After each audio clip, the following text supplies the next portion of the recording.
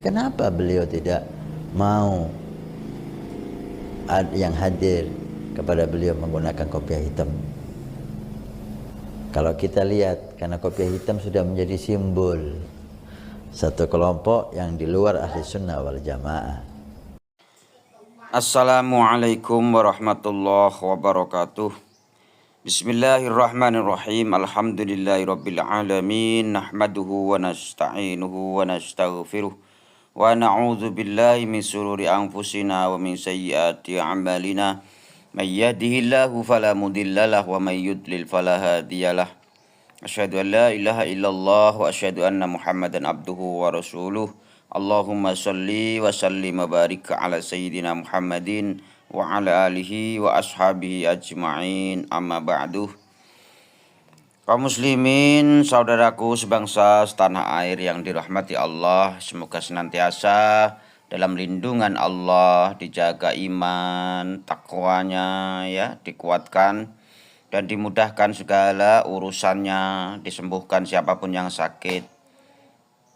Saudaraku kaum muslimin dan siapapun pemirsa sebangsa setanah air yang berbahagia,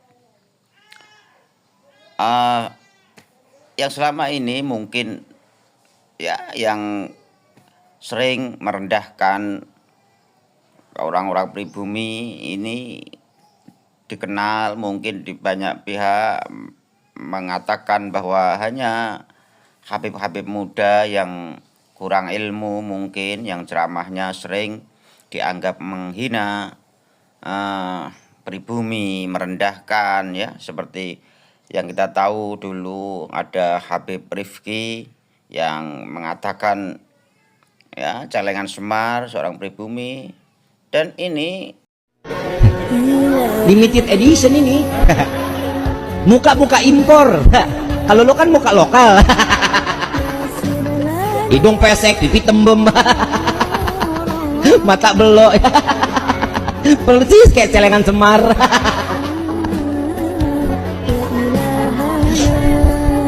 Terusin nggak?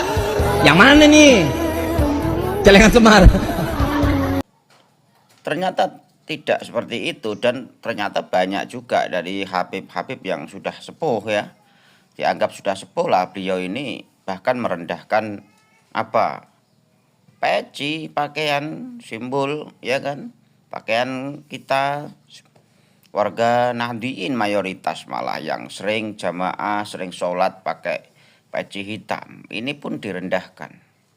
Dikatakan peci ini bukan simbol ahli sunnah wal jamaah, simbol sebagai si peci ini simbol di luar ahli sunnah wal jamaah. Ini kan ya keterlaluan, sangat kebangetan. Di sini ada apa dengan kopiah hitam? Apakah haram? Enggak. Apakah makruh? Tidak. Bahkan mungkin ada riwayat Nabi pernah pakai kopiah hitam. Tapi kenapa beliau tidak mau yang hadir kepada beliau menggunakan kopiah hitam? Kalau kita lihat, karena kopiah hitam sudah menjadi simbol satu kelompok yang di luar ahli sunnah wal jamaah. Kita tahu bersama, untuk menjaga akidah, bahkan simbol-simbol mereka pun gak mau dilakukan oleh para pencintanya. Kopiah hitam sebagai simbol orang yang di luar ahli sunnah, maka beliau tidak mau hal itu ada. Untuk menjaga akidah sedemikian hebat beliau tadi itu, menjaga akidah untuk supaya kita selalu dalam akidah para salaf kita. Nah, padahal faktanya yang di luar ahli sunnah wal jamaah ini malah bisa dilihat jamaahnya ya, ketika di masjid atau dimanapun jarang yang pakai peci hitam ya, kecuali mereka ketika ada acara-acara tertentu menyesuaikan masyarakat warga sekitar itu ya. Namun lihat ketika jamaah di masjid-masjid Nahdliyin ya, ini mayoritas jamaahnya pecinya hitam gitu ya, malah peci hitam yang mayoritas gitu loh, kecuali Coba lihat nantiin yang mungkin yang menjadi muhibbin mereka malah yang sering memang jarang pakai peci hitam gitu. Ini sungguh keterlaluan ya. Ini udah bukan Habib yang muda ini, beliau ini Habib ini udah saya anggap udah sepuh ya, udah harusnya berilmu tinggi ya, harusnya tahu tata krama ya, bukan ini. Dan tidak itu saja, kita dulu juga pernah lihat bagaimana Habib Taufik ya merendahkan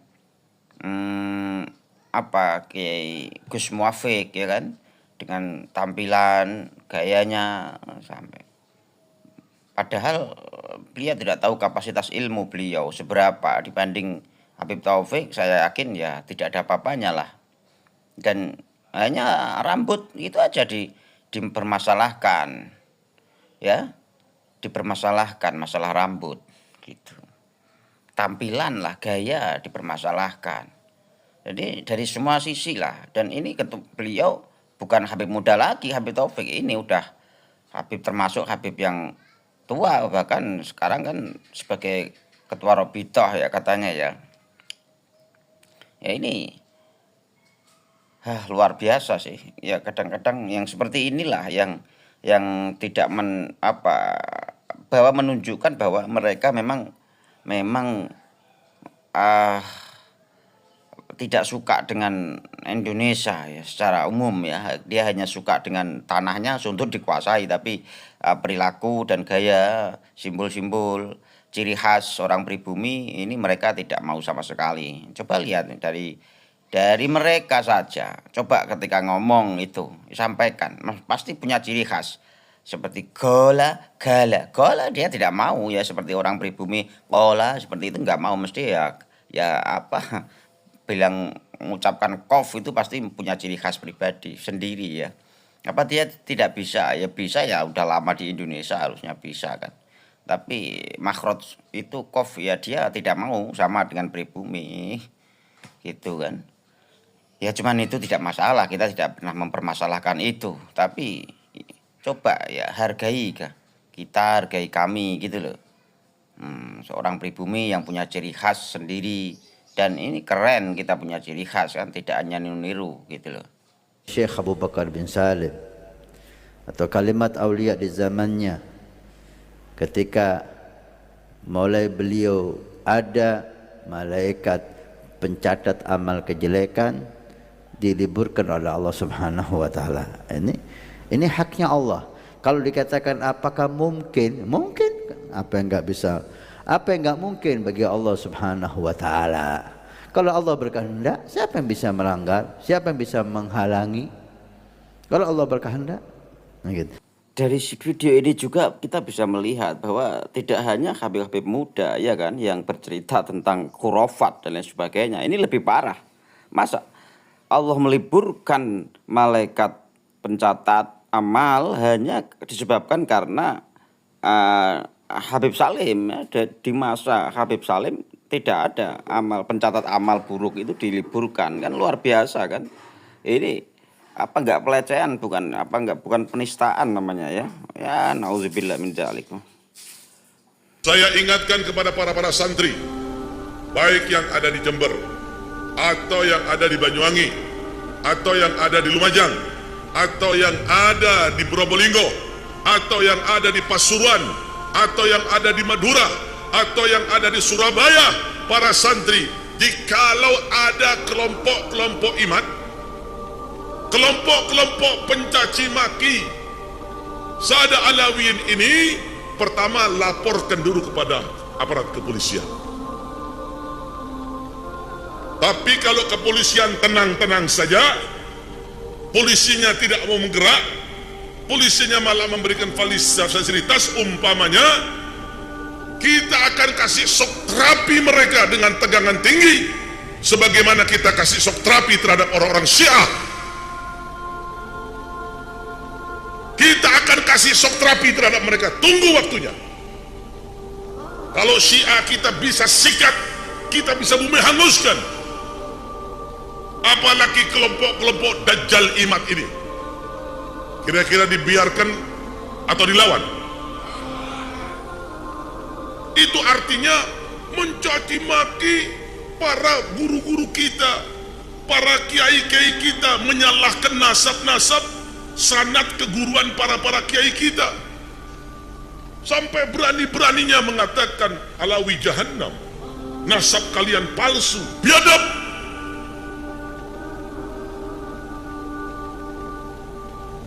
Lihat, saya kasih peringatan terhadap kelompok-kelompok Imad dan kelompoknya. Suatu hari saya akan kasih shock terapi dengan tegangan tinggi kepada saya. Ingat, tidak ada orang yang ingkar membantah kitab abad 4 ini. Abna li imam, anak-anak daripada imam, fil Masri wa Syam, wal Hasani wal Husain. Ini kitab abad keempat. Dengan semangatnya beliau, ya, dengan semangat tinggi menggebu-gebu mengatakan kitab abad keempat, Mabnaul Imam fil Misr wa Syam. Padahal kitab itu sudah lama dibahas bahwa kitab itu sudah tidak orisinil lagi, dan sebetulnya kitab itu yang asli tahun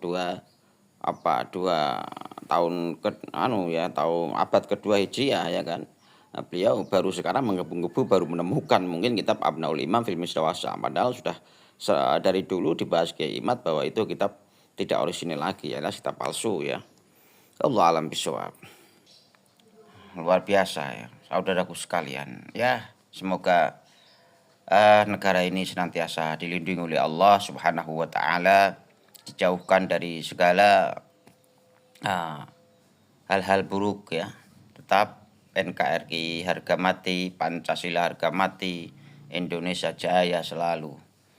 Ya, begitulah saudaraku kaum muslimin dan sebangsa setanah air yang berbahagia. Semoga senantiasa dalam lindungan Allah, diberikan kesehatan zahir batin, ya, disembuhkan siapapun yang sakit.